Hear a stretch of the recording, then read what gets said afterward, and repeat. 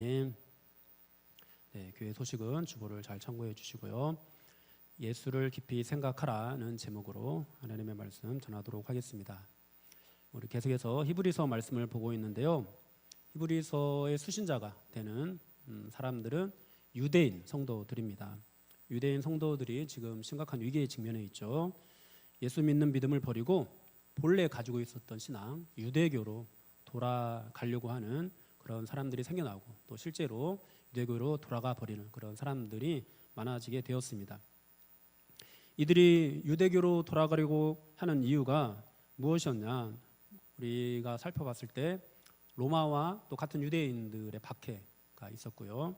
그리고 그 당하는 고난으로 인해서 신앙을 지키기가 쉽지 않은 것도 있었지만은 유대인들에게 있어서 더 큰 그들의 생각을 막 바꾸어 버리는 더 큰 문제는 신앙적인 또 신학적인 그런 부분이었습니다. 정말로 예수님이 메시아가 맞느냐? 예수님의 모든 행적을 볼 때 천사보다도 못하고 또 모세보다도 뛰어난 것이 없어 보이는데 어떻게 예수님이 메시아가 될 수가 있느냐? 이런 논쟁이었습니다.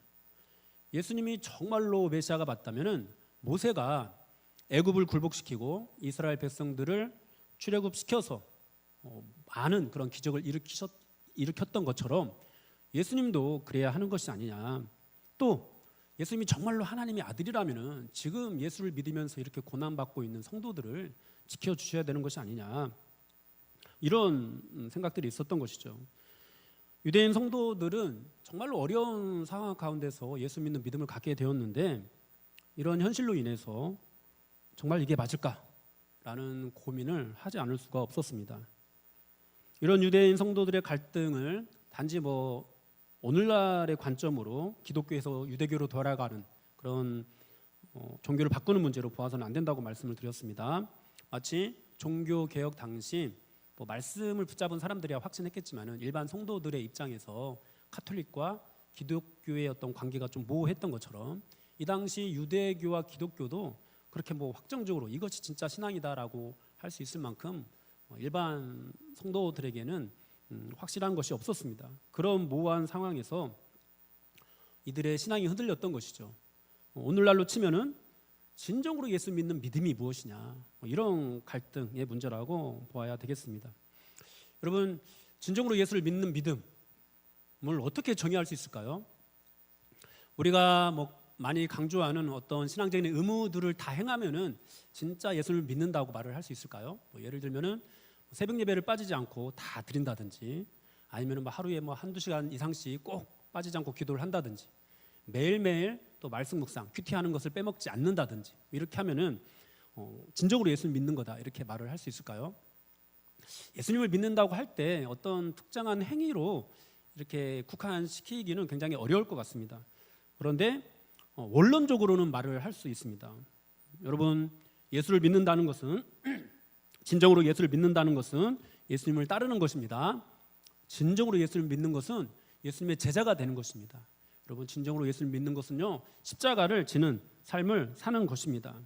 여러분, 진정으로 예수를 믿는 것은 오직 예수의 삶을 사는 것입니다. 여러분, 믿으시나요? 네. 이것을 오늘 본문에서는 예수를 깊이 생각하라, 이렇게 말씀을 하고 있는 것입니다. 사랑하는 여러분, 여러분들이 진정으로 예수를 믿는다면은 오직 예수의 삶을 살아내야 합니다. 예수를 깊이 생각하는 그런 삶을 살아내셔야 합니다. 그렇다면은 오늘 본문에서 말씀하는 이 예수를 깊이 생각하라는 이 말씀이 어떤 의미일까? 이 말씀은 이제 히브리서 전체에서 가장 중심이 되는 그런 구절이라고 할 수 있는데요. 이제 이 말씀이 나중에 12장 2절에서 이렇게 발전을 합니다. 우리 12장 2절 말씀 한번 볼까요? 다 같이 읽겠습니다. 믿음의 주여 또 온전하게 하시는 이인 예수를 바라보자. 그는 그 앞에 있는 기쁨을 위하여 십자가를 참으사 부끄러움을 개의치 아니하시더니 하나님 보좌 우편에 앉으셨느니라. 아멘. 예수를 바라보자. 우리의 신앙도 예수를 깊이 생각하는 거에서 예수를 바라보는 신앙으로 나아가야 하는 줄로 믿습니다. 네. 그렇다면 예수를 깊이 생각한다는 것, 이것이 무슨 의미일까? 1절 말씀 우리 한번 다시 읽어볼까요? 오늘 본문 1절입니다. 그러므로 함께 하늘의 부르심을 받은 거룩한 형제들아, 우리가 믿는 도리의 사도시며 대제사장이신 예수를 깊이 생각하라. 아멘.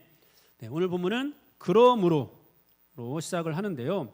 그러므로니까 이제 앞에서 언급한 그런 내용들과 연결이 된다는 거죠. 앞에서 어떤 말씀이 있었죠? 천사보다 뛰어나신 예수님, 또 구원의 창시자가 되시는 예수님, 고난을 당하시고 죽기까지 낮아지신 예수님, 또 그렇게 자비하시고 신실한 대제사장이 되신 예수님, 그 예수님만이 시험받는 우리를 도우실 수 있다, 이런 말씀이 있었습니다. 그러므로 예수님이 그런 분이므로 그렇게 예수를 깊이 생각하라고 말씀을 하고 있는 것이죠. 그리고 또 오늘 1절에서 보니까 성도들을 어떻게 부르고 있죠? 하늘의 부르심을 받은 거룩한 형제들이라고 부르고 있습니다. 예수 믿는 우리를 하늘의 부르심을 받은 거룩한 형제들이라고 하는 것이죠. 그리고 말씀합니다. 예수를 깊이 생각하라. 여러분, 이 말씀은요, 세상에 속한 사람들에게 주시는 말씀이 아닌 거예요. 교회에 다닌다고 하면서 실제로는 부르심을 전혀 받지 못한 그런 사람들은 이 말씀을 받을 수가 없는 거죠. 여러분은 누구입니까? 여러분은 하늘의 부르심을 받은 사람입니까? 그렇다면은 예수님을 깊이 생각하십시오. 하늘의 부르심을 받은 사람들은 어떤 사람들입니까? 예수님을 믿는 도리의 사도라고 고백하는 사람들입니다. 또 예수님을 우리의 대제사장이라고 고백을 하는 사람들입니다. 믿는 도리의 사도라는 말은 원어적인 의미로 이제 믿음을 고백하는, 그러니까 우리의 신앙을 고백하는 대상이 예수님이라는 거죠. 그렇게 예수님을 고백하는 사람들이 바로 하늘의 부르심을 받은 사람입니다. 이 예수님을 그와 같이 신앙 고백을 한다라는 거, 이런 의미도 우리는 앞에서 나온 내용들과 연결지어서 생각을 해봐야 되는데요. 여러분, 많은 유대인들이 예수님을 메시아로 인정하고 있습니까? 인정하지 않고 있습니까? 인정하지 않고 있습니다. 여러분, 지금 이 글을 받아보고 있는 성도들도 정말 예수님이 그리스도가 맞을까라는 고민을 하고 있습니다. 많은 사람들은 예수를 믿느니 차라리 천사를 숭배하는 게 낫겠다, 이런 식의 말을 하고 있습니다. 예수님이 진짜 하나님의 아들이라면은 인간의 모습으로 올 것이 아니라 어떤 영적인 그런 모습으로 와야 하는 거 아닌가, 이런 말들을 하고 있습니다.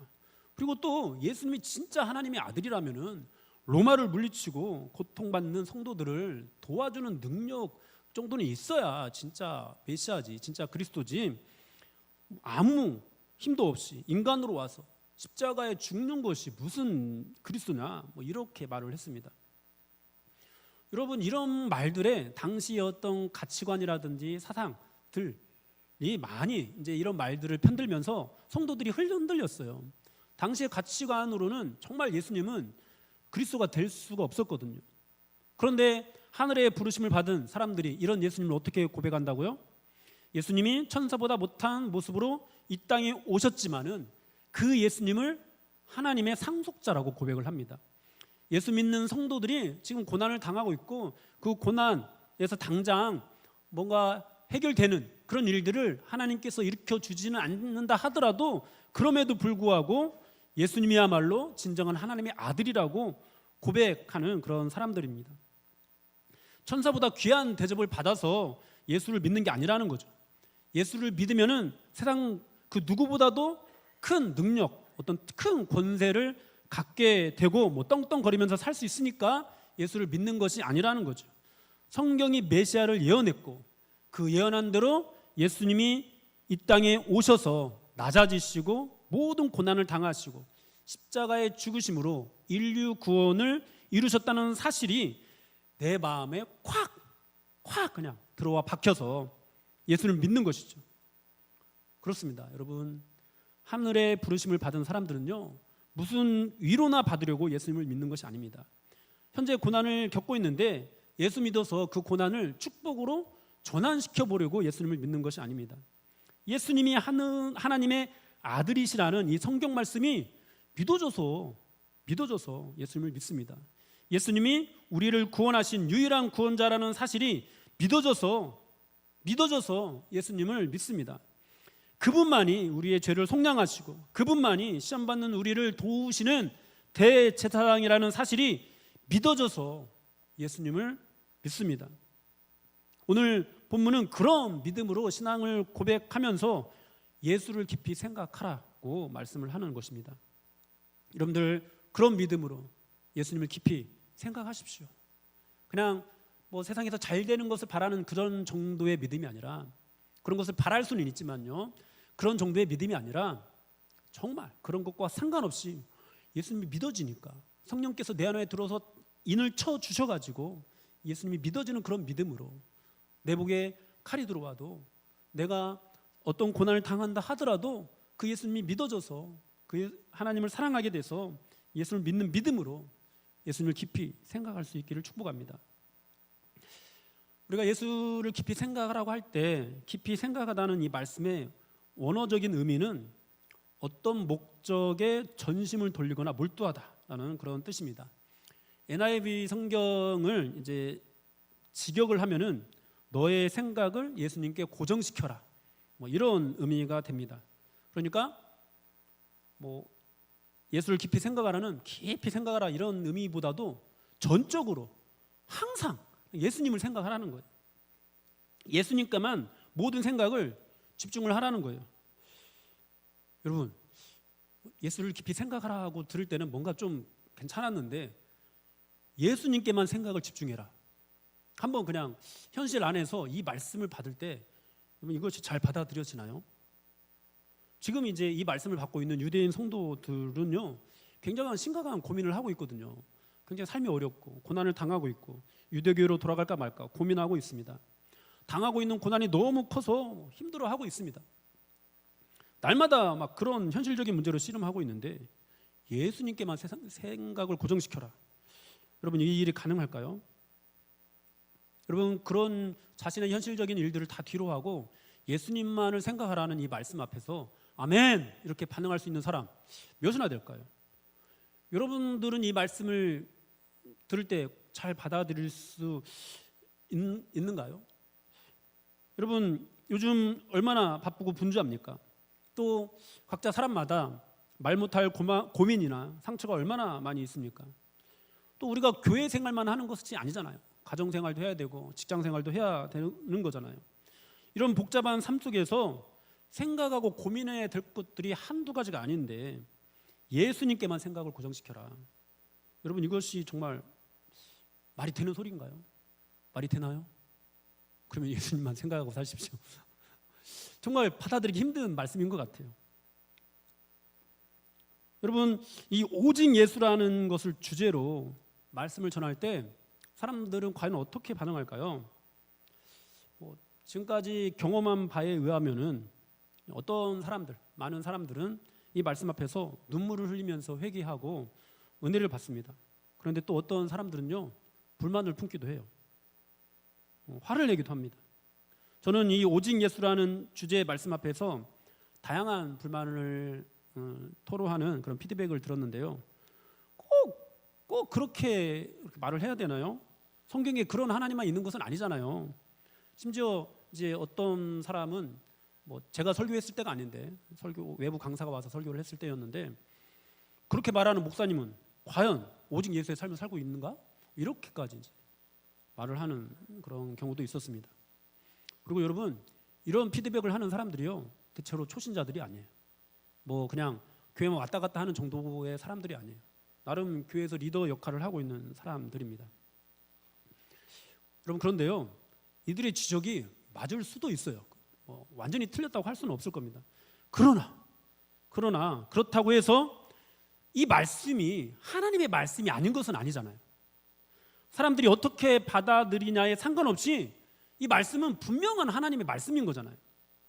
그래서 여러분, 이것이 하나님의 말씀이다 보니까 어쩌면 이 말씀이 우리 귀에 들려질 때 좌우의 날성 검과 같이 우리를 예리하게 파고드는 것이거든요. 우리의 혼과 영과 관절과 골수를 찔러 쪼개는 그런 고통을 우리에게 주는 것이거든요. 문제는 그런 고통이 느껴질 때 우리의 심령이 예수님을 향하게 되느냐 그렇지 않느냐가 문제인 거죠.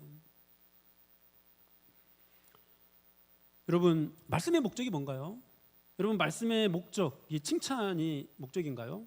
또는 위로와 격려가 목적일까요? 아니에요. 여러분, 말씀의 목적은요, 우리가 그리스도를 향하게 되는 것이 목적입니다. 나의 죄를 깨닫게 되고 그런 나조차 하늘의 부르심을 받은 거룩한 형제라고 불러주시는 것에 감격이 있는 거지, 우리 삶에 대해서 야, 그 정도면 되었다, 너 수고했다, 애썼다, 이런 어떤 감격이 있는 것이 아니라는 거예요. 사랑하는 여러분, 여러분은 예수 그리스도께만 생각을 고정하고 있습니까? 예수님께 생각을 고정시키십시오. 그리고 이 말씀 앞에서 여러분들의 죄가 발견되어지고 회개하게 되고 더욱 그리스도의 십자가를 의지하게 되는 그런 은혜가 있기를 축복합니다. 여러분, 초대교회 이 유대인 성도들은 그들의 생각을 예수님께 고정시키지 못했기 때문에 믿음이 흔들리게 되었던 거예요. 만일 우리도 우리의 생각을 예수님께 집중시키지 못하면요, 믿음이 흔들리게 될 것입니다. 여전히 신앙생활은 열심히 하겠죠. 그런데 진정으로 예수님을 그리스도로 모시는 믿음이 되느냐 마느냐, 이런 갈등이 들어오는 거예요. 여러분, 이런 갈등을 할 때 막 신앙을 버리고 변절한다, 이런 식의 갈등이라고 생각하시면 안 돼요. 여러분, 이런 갈등을 하는 사람들은요, 하나님으로부터 멀어진다는 생각을 하지 않습니다. 유대인들도 마찬가지였어요. 하나님으로부터 멀어진다 생각하고 유대교로 돌아가는 것이 아니었어요. 어떻게 하는 것이 하나님을 더 잘 섬기는 것일까?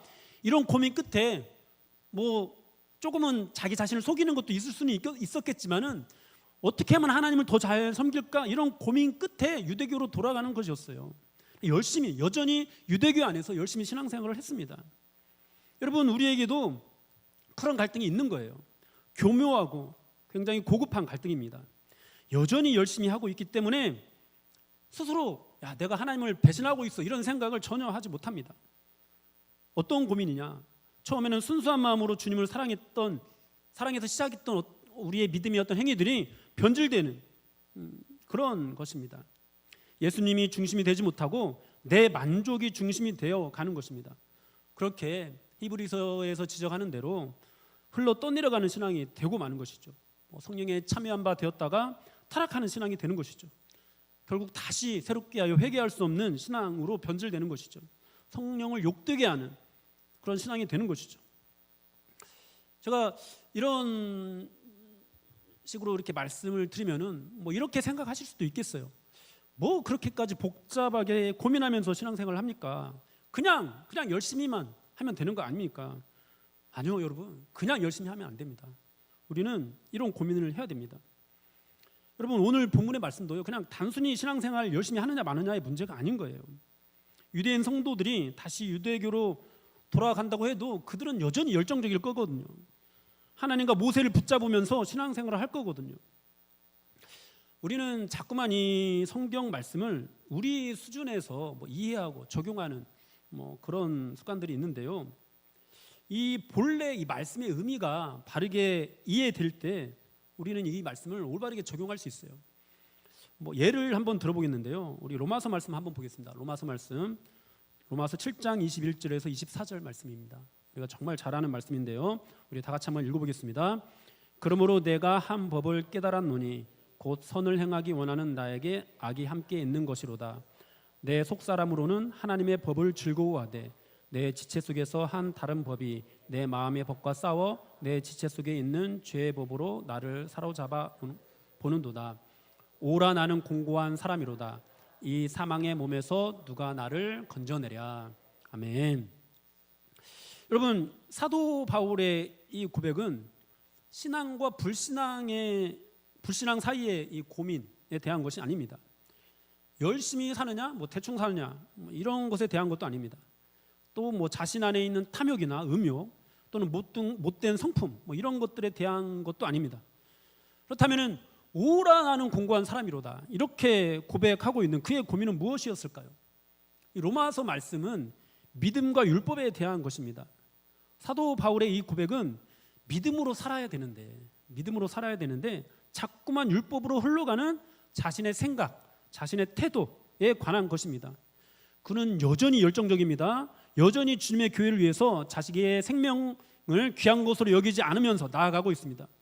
그런 가운데 전혀 변질되는 거 없이, 겉으로 볼 때 전혀 변질되는 거 없이, 그런 가운데 자꾸만 자신이 믿음으로 살지 않고 율법으로 흘러가는 그런 자신의 생각과 태도가 발견되어지는 겁니다. 그런 죄를 발견해서 이렇게 절규를 하는 거예요. 뭔가 심각한 죄를 저질러서 절규하는 게 아닌 거예요. 자꾸만 율법으로 흘러가는 자신의 생각들, 자신의 어떤 태도들, 이런 것들을 보면서 오라 나는 공고한 사람이로다, 이렇게 고백을 하고 있는 거예요. 뭐 신앙생활을 게을리하게 되고 뭐 정욕에 눈이 멀고 부도덕한 생활을 하게 되어서 한탄하는 그런 수준의 고백이 아닌 것이죠. 여기서 말하는 악은 그런 수준의 것이 아닌 거예요. 사랑하는 여러분, 사도 바울의 이 고백이 우리의 고백이 되어야 될 줄로 믿습니다. 물론 우리가 겪고 있는 고난, 또 현실적인 문제에 대해서 고민하지 않을 수 없습니다. 그런 문제로 씨름하고 또 기도하고 매달리기도 해야 됩니다. 그러나 동시에 과연 우리가 열심히 하고 있는 그런 가운데 오직 예수의 그런 믿음으로 살아가고 있는가? 여러분, 이런 고민을 해야 됩니다. 왜요? 우리가 하늘의 거룩한 부르심을 받은 성도이기 때문입니다. 우리는 대충 예수 믿을 생각이 없습니다. 정말로 성경대로 예수를 믿고 싶습니다. 우리는 적당히 신앙생활을 할 생각이 없습니다. 믿음으로 애굽을 등지고 광야로 나아가고자 합니다. 믿음으로 가나안 땅에서 치열한 싸움을 할 각오를 했습니다. 우리는 이 땅에 소망을 두지 않습니다. 우리는 하늘에 소망을 둡니다. 사랑하는 여러분, 여러분이 정말로 하늘의 부르심을 받은 사람들이라면 이 말씀 앞에 서십시오. 예수를 깊이 생각하라. 마음으로는 오직 예수의 삶을 살고 싶지만 그렇게 살지 못하는 죄인됨을 깨닫고 더욱 예수님을 의지하십시오. 여러분, 그래야 우리의 신앙이 흘러 떠내려가지 않을 수 있습니다. 여러분, 그 예수님을 끝까지 붙잡고 그 예수님 중심, 오직 예수의 삶을 살아내시길 바랍니다. 저자는 이어서 우리가 깊이 생각해야 되는 그 예수님이 어떤 분인가에 대해서 말씀을 하는데요. 그런 설명이 이제 7장 28절까지 쭉 이어집니다. 먼저 2절 말씀 한번 읽어볼까요? 2절 말씀입니다. 그는 자기를 세우신 이에게 신실하시기를 모세가 하나님의 온 집에서 한 것과 같이 하셨으니. 아멘. 우리가 깊이 생각해야 하는 그 예수님은 신실하신 분이시다, 이렇게 말씀을 하고 있습니다. 그러면서 또 누구와 비교를 하고 있죠? 모세와 비교를 하고 있습니다. 여러분, 모세가 어떤 사람인가요? 유대인의 관점에서 모세는 아브라함과 더불어서 절대적인 지지와 존경을 받는 그런 인물입니다. 모세는 율법을 하나님으로부터 받아서 백성들에게 전달을 했습니다. 이스라엘을 애굽으로부터 해방하면서 놀라운 기적을 일으켰던 그런 장본인입니다. 이스라엘 역사상 가장 탁월한 중보자였습니다. 유대인이라는 어떤 정체성을 갖게 한 그런 사람이었습니다. 그런데 여러분, 이런 모세가 기독교적인 관점에서 봤을 때 조금은 다르게 보이는 측면이 있어요. 뭐냐면은 이 모세가요, 교회를 병들게 하는 그런 요인이 됩니다. 또 사람들이 예수님을 메시아로 인정하지 못하게 하는 그런 원인이 되고 있었어요. 이 시대에 실제로. 모세가 잘못해서 그런 것이 아니죠. 사람들이 모세를 지나치게 강조하다 보니까 그렇게 된 것이었습니다. 오늘날로 치면 이렇게 설명을 할 수 있겠습니다. 기도는 좋은 것입니다. 그렇죠? 우리는 깨어서 기도해야 되고 모든 일에 기도해야 되고 쉬지 말고 기도해야 됩니다. 기도를 통해서 성령 충만을 입어야 됩니다. 그래야 우리가 건강하게 신앙생활을 할 수 있습니다. 그런데 그 기도를 지나치게 강조하면 여러분, 교회가 병듭니다. 나는 몇 시간 기도했네, 나는 뭐 방언으로 기도하네, 이렇게 흘러가면은 여러분, 그것이 교회를 병들게 하는 거예요. 여러분, 전도는 좋은 것이죠. 성령의 충만을 입은 교회는 전도를 통해서 하나님의 뜻을 온전하게 이루어 갑니다. 그러나 그것이 지나치게 강조되면은 교회가 병이 듭니다. 오직 사람 숫자를 채우기 위해서 모든 역량을 쏟아붓는 그런 전도 사역은 아무리 교회가 성장을 한다고 해도 건강하다고 할 수 없습니다. 사도행전을 보면은 이 전도는 성령 충만 이후에 나타나는 역사거든요. 성령 충만과 전도를 통해서 초대교회는 놀랍게 부흥했습니다. 그러니까 놀라운 이 부흥의 역사는 성령의 역사였던 것이죠. 그런데 전도를 지나치게 강조하면 마치 이 놀라운 부흥의 역사가 전도의 역사인 것처럼 왜곡되어집니다. 성령 충만 없이 부흥이라는 그런 목적, 성과를 기대하는 전도가 되어버리는 것이죠. 교회의 성장이 성령의 역사가 되어야 되는데 전도의 역사가 되어버립니다. 성령의 역사로 이끌려지는 전도가 되는 것이 아니라 몇몇 사람들의 열정에 의해서 이끌려지는 전도가 됩니다. 이런 전도는 여러분 교회를 양적으로는 성장시킬 수는 있지만 교회를 건강하게 하지는 못합니다. 오히려 교회를 병들게 할 수 있습니다. 그 외에도 많은 것들이 있습니다. 그 자체로는 좋은 것인데 지나치게 그것이 강조될 때 교회를 병들게 하는 것들입니다. 여러분 기복은 좋은 것이죠. 그러나 그것이 강조돼서 기복주의가 되면은 여러분 이것이 교회를 병들게 합니다. 봉사와 헌신은 좋은 것이죠. 그런데 봉사와 헌신이 그것을 하지 못하는 사람들을 정죄하고 비난을 하거나 또 그것을 하는 그 행위를 하는 자기 자신의 어떤 의가 되는 방향으로 흘러가게 되면은 여러분 그것이 또 교회를 병들게 합니다. 여러분 사실 이 교회는요 외부의 공격 때문에 병이 드는 일이 거의 없습니다. 교회를 병들게 하는 요인은 대부분 교회 안에 있습니다. 자기 경험, 자기 열정, 자기의 의로 특정한 의무를 지나치게 강조하여 교회를 병들게 하는 것이죠. 이단적인 사상이나 어떤 부도덕한 일들도 교회를 병들게 할 수는 있습니다. 근데 그것이 숨겨져 있을 때 그게 문제인 거죠. 이런 문제들은 대체로 드러나면은 금방 치유가 됩니다. 그러나 우리의 어떤 좋은 전통들 또는 우리가 과거 은혜 받았던 황홀한 경험들, 우리가 열정적으로 행하고 있는 어떤 신앙적인 의무들, 여러분 이런 것들로 인해서 교회가 병드는 문제는요 정말로 고치기 어렵습니다. 왜냐하면은 열심히 하면은 그것 자체로 부인하기가 어렵거든요. 또 감히 또 누군가 인간이 그것을 뭔가 판단하고 정죄할 수가 없거든요. 그래서 이런 것들로 인해서 일어나는 어떤 문제들, 교회를 병들게 하는 일들은 정말로 치유하기가 어렵습니다. 여러분 이때 당시 유대인 성도들에게 모세와 율법이 바로 그런 요소였어요. 그 자체로는 좋은 것인데 교회를 병들게 하는 것, 여러분 그렇게 오늘날에도 교회를 병들게 하는 것이 있다는 거예요. 그 자체로는 너무 좋은 것인데 우리가 열심히 행해야 되는 것들인데 그것을 하지 말아야 된다, 이것이 아닌 거죠. 우리는 끊임없이 그런 일들을 열심히 해야 되죠. 그런데 그것이 교회를 병들게 할 수 있다는 겁니다. 그런데 그렇게 모세가 그렇게 교회를 병들게 하는 요소였는데 오늘 성경이 그 모세를 어떻게 말씀하고 있는지 우리 2절 말씀 다시 한번 읽어볼까요? 2절 말씀입니다. 그는 자기를 세우신 이에게 신실하시기를 모세가 하나님의 온 집에서 한 것과 같이 하셨으니. 아멘. 네, 예수님이 하나님께 대하여 신실했는데 모세가 하나님께 대하여 신실한 것과 같이 하셨다. 결국 여러분 모세가 하나님께 신실했다는 건가요? 신실하지 않았다는 건가요? 신실했다는 거죠. 좋게 평가를 하고 있습니다. 모세를 높이 평가하고 있습니다. 이런 평가는 5절에서도 비슷하게 이어집니다. 5절 말씀 우리 한번 읽어볼까요? 또한 모세는 장래에 말할 것을 증언하기 위하여 하나님의 온 집에서 종으로서 신실하였고. 아멘. 네, 모세는 하나님의 온 집에서 신실했다고 말씀을 하고 있습니다. 여러분, 그러니까 이때 당시의 성도들에게 이 말씀은 이런 의미예요. 모세는 당시 시점에서 교회를 율법주의에 빠지게 하는 원인이 되고 있습니다. 또 많은 성도들이 다시 유대교로 돌아가려고 하는 그런 신앙적인 그런 원인이 되고 있습니다. 그런데 그 모세가 원래는 좋은 것이다, 이렇게 말을 하고 있는 거죠. 맞죠, 여러분? 모세는 좋은 사람이죠. 훌륭한 사람입니다. 우리가 본받아야 하는 사람입니다. 비록 모세와 율법이 교회를 병들게 하고 있다고는 하지만 우리는 모세를 폄하해서는 안 됩니다. 또 율법을 등한시해서도 안 됩니다. 우리는 모세를 존중해야 됩니다. 마찬가지로 우리가 행하는 모든 신앙의 그 어떤 의무들도 그렇습니다. 여러분, 이런 우리가 행하는 신앙의 의무들은요 나쁜 것이 아닙니다.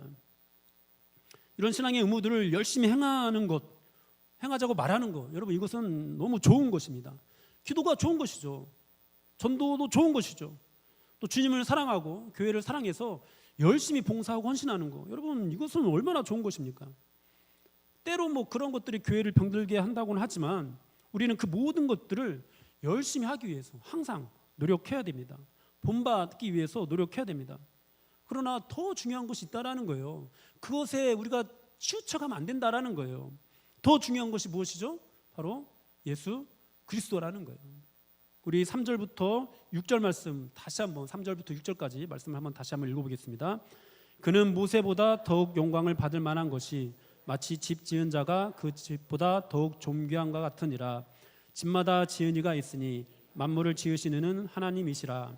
또한 모세는 장래에 말할 것을 증언하기 위하여 하나님의 온 집에서 종으로서 신실하였고 그리스도는 하나님의 집을 맡은 아들로서 그와 같이 하셨으니 우리가 소망의 확신과 자랑을 끝까지 굳게 잡고 있으면 우리는 그의 집이라. 아멘. 여러분, 모세보다 더 중요한 거, 우리가 정말 행해야 되는 그런 신앙적인 의무들보다 더 중요한 거, 예수 그리스도입니다. 하나님께서 만물을 지으셨습니다. 모세는 하나님께서 지으신 온 집에서 종으로 충성했습니다. 그런데 예수님은 하나님의 집을 맡은 아들로서 하나님께 충성했습니다. 그러므로 우리는 모세를 존중해야 되지만, 모세를 또 본받기도 해야 되지만, 모세를 붙잡아서는 안 됩니다. 그리스도를 붙잡아야 합니다. 우리가 붙잡아야 하는 소망의 확신과 자랑은 우리가 행한 어떤 신앙의 의무가 아닌 거예요. 예수 그리스도라는 거예요. 우리가 기도해서 복 받는 것이 아닌 거예요. 예수님이 십자가에 죽으시고 부활하셨기 때문에 복을 받는 거예요. 우리가 열심히 하나님 앞에 헌신하고 봉사해서 하나님께서 우리를 복 주시는 것이 아닌 거예요. 예수님이 그 모든 길을 열어주셨기 때문에 하나님께서 우리에게 복을 주시는 것입니다. 모세도 훌륭하고 그런 모세를 우리가 존중해야 되지만, 또 우리가 행해야 되는 모든 신앙적인 의무들은 우리가 정말로 거룩하게 여기고 정말로 우리가 끝까지 잘 전통으로 지켜나가야 하지만, 그런 것들을 붙잡을 때 교회는 병이 듭니다. 예수 그리스도를 붙잡아야 우리의 신앙이 흘러 떠내려가지 않습니다. 말씀을 한번 정리해 볼까요? 사랑하는 여러분, 오늘 말씀은 열심히 신앙생활을 하고 안 하고의 그 문제가 아닙니다. 또 음란, 탐욕 등에 대한 그런 죄에 대한 것도 아닙니다. 좀 더 고급한, 우리가 인식하기도 어려운 그런 문제에 대한 것입니다. 오늘 성경은 우리를 하늘의 부르심을 받은 거룩한 형제들이라고 부르고 있습니다. 사도 바울이 오라 나는 공고한 사람이로다고 절규했던 것도 가장 열정적으로 신실하게 사는 가운데 고민했던 문제였던 것처럼, 오늘 이 말씀도 예수를 대충 믿지 않고 정말로 성경적으로 예수를 믿기 위해서 몸부림치는 그런 사람들에게 주시는 말씀입니다. 예수를 깊이 생각하라. 여러분, 우리 안에 어떤 모세가 있는지 돌아봅시다. 근데 그것은 좋은 것입니다. 좋은 전통이고 훌륭한 교훈들이고 또 황홀했던 그런 경험들입니다. 그러다 보니까 이것을 죄로 인식하지 못합니다. 인정하지도 못합니다. 그런데 정말 좋은 것들이지만 우리는 그러한 것들을 잊어버려야 합니다. 우리는 날마다 다시 원점으로 돌아와서 예수를 깊이 생각해야 합니다. 특히 큰 은혜를 경험하고 난 후, 큰 은혜를 입고 난 후 더욱 그리 해야 됩니다. 과거에 은혜 받았던 경험, 뭔가 놀라운 부흥을 경험했던 것들이 있을 때 더욱 그리 해야 합니다.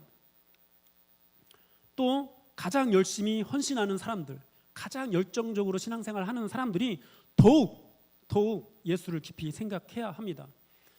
여러분, 우리 빌립보서 말씀 한번 볼까요? 빌립보서 3장 12절에서 14절 말씀입니다. 내가 이미 얻었다 함도 아니요 온전히 이루었다 함도 아니라 오직 내가 그리스도 예수께 잡힌 바 된 그것을 잡으려고 달려가노라. 형제들아, 나는 아직 내가 잡은 줄로 여기지 아니하고 오직 한 일, 즉 뒤에 있는 것은 잊어버리고 앞에 있는 것을 잡으려고 표대를 향하여 그리스도 예수 안에서 하나님이 위에서 부르신 부름의 상을 위하여 달려가노라. 사랑하는 여러분, 여러분은 오직 예수로 충만하십니까? 부디 뒤에 있는 것들, 여러분들이 옳다고 여기는 것들은 다 잊어버리십시오. 예전에는 이랬는데 라는 그런 경험들도 다 내려놓으십시오. 그리고 앞에 있는 표대를 향하여 예수 안에서 달려가십시오. 성령 충만을 구하십시오. 오직 예수를 붙잡으십시오. 우리를 위해서 낮아지셔서 고난을 당하시고 죽기까지 순종하신 예수 그리스도를 깊이 생각하십시오. 제가 선교단체 사역을 하면서 저의 어떤 교만, 또 그리스도 중심의 사역을 하지 못했던 것들 깊이 깨닫게 되었던 그런 경험이 있었는데요. 선교단체는 특징상 선교단체 청년들은 굉장히 순종적입니다. 여러분, 교회 청년들은 교회에서 가장 열심히 하는 청년들도 비교 대상이 안 돼요. 정말로 순종적입니다. 저도 그렇게 살았고 그것이 문화이다 보니까 그것이 뭐 자연스럽게 받아들여지는 그런 어떤 분위기도 있는데요. 그런 분위기 가운데서 이제 선교단체 사역을 했습니다.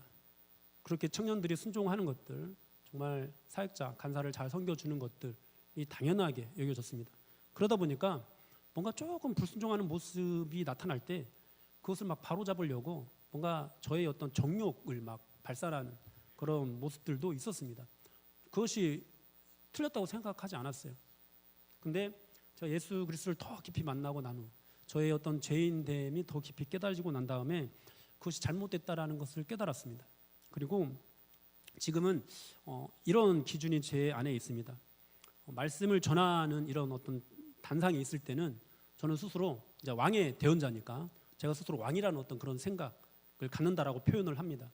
그래서 뭐 주일학교에서 막 설교를 하더라도, 예를 들면 유초등부에서 설교를 하더라도 애들이 제가 단상에 있을 때만큼은 제 말을 안 듣는다, 반드시 바로잡고 지나갑니다. 성경을 같이 읽자고 했는데 안 읽는다? 너 읽을 때까지 나 진행하지 않을 거야. 이렇게 합니다. 저는 이렇게 합니다. 그래서 좀 강하게 합니다. 그러나 이 단상에서 내려갔을 때, 이제 이 평소 생활에서는 또 이렇게 표현을 합니다. 저는 저에게 맡겨진 이 주님의 양들을 돌보는 내시와 같은 그런 존재라고 생각합니다. 이들은 왕의 자녀들이고 저는 내시인 것이죠. 내시가 왕의 자녀를 어떻게 쫓아다니죠? 뭔가 잘못된 것을 할 때 너 안 돼! 이러고 있지는 않잖아요. 아니되옵니다. 그러면 안 되는데. 요즘은 청년들이나 또는 뭐 제가 맡은 주님의 양들이 뭔가 이러면 안 되는데라는 모습을 볼 때 너 그러면 안 돼라는 말을 함부로 하지 못하게 되었어요. 그리고 그러면 안 되는데라는 생각은 하고 있지만 계속 편들어주는 거죠. 그래도 나는 너를 사랑한다. 그래도 주님이 너를 사랑한다. 그래도 나는 너를 돌보겠다. 아니되옵니다 라고 하면서 계속 쫓아다니는 거죠. 사랑하는 여러분, 우리 모두가 그렇게 예수를 깊이 생각하고 그렇게 예수님과 같이 낮아지는 모습, 겸손해지는 모습, 그런 은혜가 우리 모두에게 있기를 축복합니다. 예수를 깊이 생각하는 것, 아마 이 수준보다도 더 자라나야 한다고 저는 생각을 하거든요. 우리가 정말로 예수를 깊이 생각해서 이보다 더한 그런 수준으로 자라나서 정말로 진정으로 예수님 믿는 신앙, 그냥 열심히 대놓고 열심히 하는 신앙, 열정적으로 하는 그런 정도의 신앙이 아니라 정말로 예수님이 중심이 되는 신앙, 정말 예수를 깊이 생각하는 신앙으로 자라날 수 있게 되기를 주님의 이름으로 축복합니다. 우리 같이 찬양하고